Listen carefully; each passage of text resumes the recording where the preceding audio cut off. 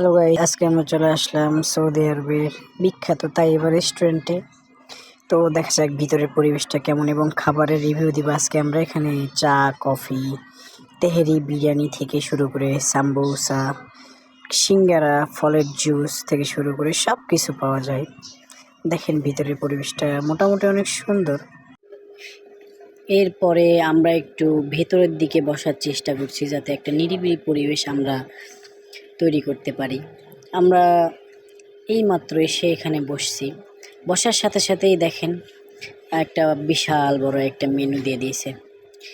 তো চেষ্টা করতেছি যে কোন খাবারটা খাবো, দেখে বুঝতে পারতেছি না।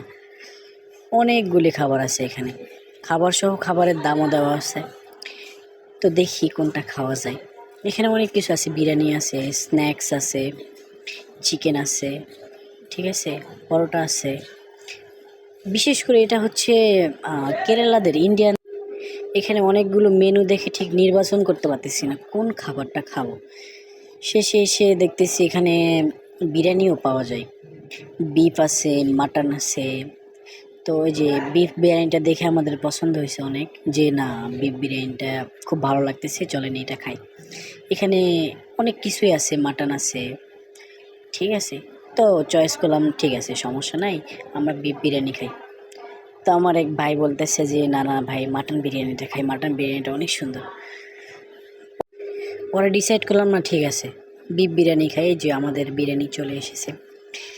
তো বিরিয়ানির সাথে এখানে দিছে পাঁপড়, তারপর লাবান, তারপর আরেকটা সস দিয়েছে।